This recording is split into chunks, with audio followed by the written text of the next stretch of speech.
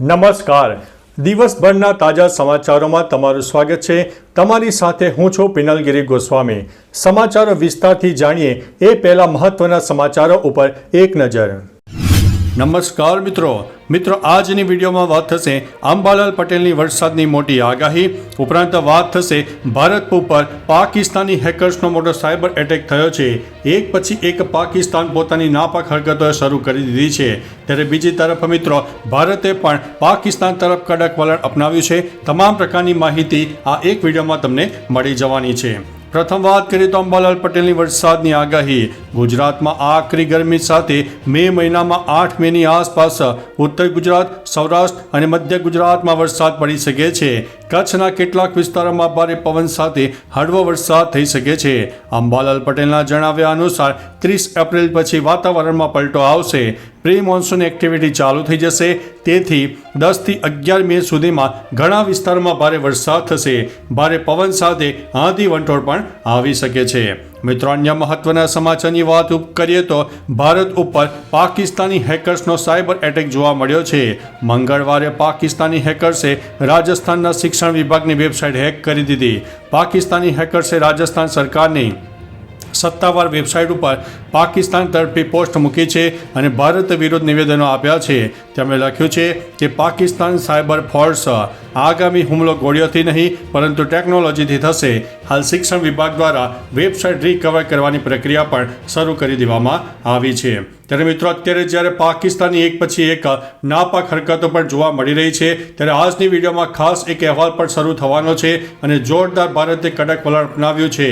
મિત્રો, હવે ભારતે સમુદ્રથી લઈને આકાશ સુધી પાકિસ્તાનની નો એન્ટ્રી કરવા માટેનો મોટો નિર્ણય લેવાની તૈયારીમાં છે. મિત્રો, 22 એપ્રિલે પહેલગામમાં થયેલા આતંકી હુમલા બાદ ભારતે પાકિસ્તાન વિરુદ્ધ કડક કાર્યવાહી કરી છે. પછી ભલે તે સિંધુ જળ સંધિ પર રોક લગાવવાની વાત હોય કે પાકિસ્તાનીઓના વિઝા રદ કરવાની બાબત હોય, પાકિસ્તાને ભારતીય વિમાનોને એર સ્પેસ આપવાનો ઇનકાર કરી દીધો છે. એવામાં હવે સમાચાર આવી રહ્યા છે કે બંને દેશો વચ્ચે વેપાર યુદ્ધ પણ વધી શકે છે. ભારત બંધ કરી શકે છે પાકિસ્તાન માટેનું એર સ્પેસ. ભારત પણ પાકિસ્તાનના વિમાનો માટે એર સ્પેસ બંધ કરવાની તૈયારી કરી રહ્યું છે. આ સાથે ભારત તેના બંદરો ઉપર પાકિસ્તાની જહાજોને રોકવાની યોજના બનાવી રહ્યું છે, જેના કારણે પાકિસ્તાનને મોટું નુકસાન સહન કરવું પડી શકે છે. આની સીધી અસર તેના અર્થતંત્ર પર પડવાની છે. મિત્રો, મીડિયાના રિપોર્ટ અનુસાર ભારત પાકિસ્તાનને યોગ્ય જવાબ આપવાની તૈયારી કરી રહ્યું છે, જેમાં ભારત પાકિસ્તાન માટે તેની એર સ્પેસ અને દરિયાઈ બંદરો બંને સાથે બંધ કરવાનું વિચારી રહ્યા છે અને તેની અસર પાકિસ્તાનની અર્થવ્યવસ્થા ઉપર પડવાની છે. મિત્રો, મહત્વનું છે કે પાકિસ્તાન એરલાઇન માટે એર સ્પેસ અને બંદરો પર પ્રતિબંધ મૂકવાના ભારતના નિર્ણયથી પાકિસ્તાનના અર્થતંત્ર ઉપર માઠી અસર પડશે, કારણ કે પાકિસ્તાનની સરકારી એરલાઇન PIA સિંગાપોર અને થાઇલેન્ડ ઉપરાંત કુઆલાલપુર સહિત દક્ષિણ પૂર્વ એશિયાના ઘણા દેશો સુધી પહોંચવા માટે ભારતીય એર સ્પેસનો ઉપયોગ કરે છે. જે સરકાર હવાઈ ક્ષેત્ર પર પ્રતિબંધ મૂકે છે તો તે વિમાનોને લાંબા અંતર સુધી ઉડાન ભરવી પડશે, જેના કારણે તેમના ભાડા વધી શકે છે. પાકિસ્તાનની એરલાઇન્સ પર પહેલાં પણ પ્રતિબંધ મૂકવામાં આવ્યો છે. 30 જૂન 2020ના રોજ જ યુરોપિયન એર સિક્યુરિટી એજન્સીએ સુરક્ષા કારણો દર્શાવ્યા હતા. એરલાઇન્સ ઉપર પ્રતિબંધ મૂકવામાં આવ્યો હતો. પછી લગભગ 4 વર્ષ પછી 29 નવેમ્બર 2024ના રોજ પ્રતિબંધ હટાવવામાં આવ્યો હતો. મિત્રો, અન્ય મહત્વના સમાચારની વાત કરીએ તો પાકિસ્તાનની નાપાક હરકતો હજુ પણ ચાલુ છે. પાકિસ્તાને સતત 5મા દિવસે સીઝ ફાયરનું ઉલ્લંઘન કર્યું છે. કુપવાડા અને બારામુલ્લામાં રાતભર ફાયરિંગ કરીને પહેલગામમાં થયેલા આતંકી હુમલા બાદ ભારત અને પાકિસ્તાન વચ્ચેના સંબંધોમાં વધુ તણાવ ઊભો કર્યો છે. તેમજ હજુ પણ પરિસ્થિતિ સામાન્ય થઈ નથી. સોમવારે અને મંગળવારે રાત્રે પાકિસ્તાને 5મી વખત યુદ્ધ વિરામનું ઉલ્લંઘન કર્યું છે. જમ્મુ કાશ્મીરના કુપવાડા, બારામુલ્લા અને અખનૂર સેક્ટરમાં પાકિસ્તાન દ્વારા ગોળીબાર કરવામાં આવ્યો હતો. જવાબમાં ભારતીય સેનાએ પણ પાકિસ્તાનને યોગ્ય જવાબ આપી દીધો છે.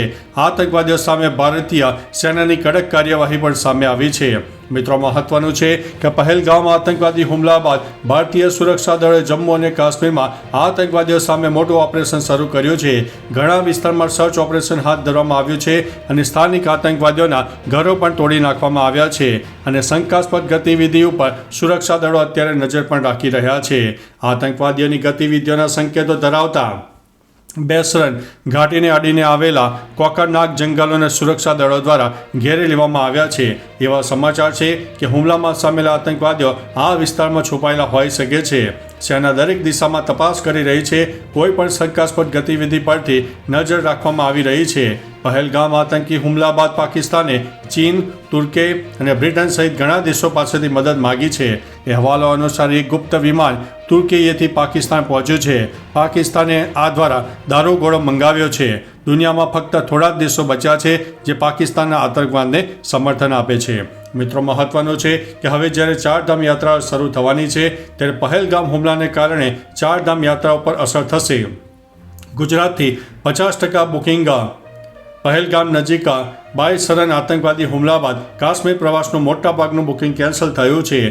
ટુરિસ્ટોમાં ડરનો માહોલ પ્રવર્તી રહ્યો છે. કાશ્મીરના આતંકી હુમલાની ચારધામ યાત્રાને પણ અસર થાય તેવી શક્યતા છે. આ વખતે ગુજરાતમાં ચારધામ યાત્રા પણ 50% બુકિંગ કેન્સલ થયા છે. કેટલાક ગુજરાતી યાત્રાળુઓએ ચારધામ યાત્રાએ જવાનું માંડી વાળ્યું છે.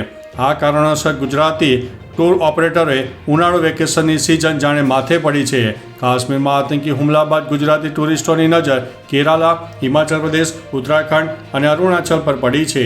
ઉનાળુ વેકેશનમાં રજા કાઢવા ગુજરાત કાશ્મીર જવાનું વધારે પસંદ કરતા હોય છે. પરંતુ હાલની પરિસ્થિતિ જોતાં મોટાભાગના કાશ્મીર ટૂર પ્રવાસો રદ થયા છે. આ તરફ મે અને જૂનમાં ચારધામ યાત્રા શરૂ થવાની છે ત્યારે પહેલગામ આતંકી હુમલાની ઇફેક્ટ ટુરિઝમ વ્યવસાય ઉપર પડે તેવી પણ શક્યતા છે. મિત્રો, અન્ય મહત્વના સમાચારની વાત કરીએ તો જમ્મુ કાશ્મીરમાં 48 રિસોર્ટ અને પ્રવાસન સ્થળો બંધ કરવામાં આવ્યા છે. પહેલગામ હુમલા બાદ મોટો નિર્ણય કરવામાં આવ્યો છે. પહેલગામ હુમલામાં 26 લોકોની હત્યા બાદ જમ્મુ અને કાશ્મીર સરકારે સુરક્ષાની ચિંતા વચ્ચે સાવચેતીના ભાગરૂપે ડઝનથી વધુ રિસોર્ટ તેમજ અડધાથી વધુ પર્યટન સ્થળો બંધ કર્યા છે. કેન્દ્ર શાસિત પ્રદેશ ખીણ અને પહાડો પર આવેલા 48 જેટલા રિસોર્ટ બંધ કરવામાં આવ્યા છે. બડગામમાં દૂધપત્રી અને અનંતનાગમાં વેરીનાગ જેવા પર્યટન સ્થળો પર પ્રવાસ માટે બંધ કરવામાં આવ્યા છે. તો ચાલો મિત્રો, ફરીથી દેશ અને દુનિયાના સુપરફાસ્ટ સમાચાર લઈને મળતા રહીશું. ત્યાં સુધી અમને રજા આપશો. નમસ્તે.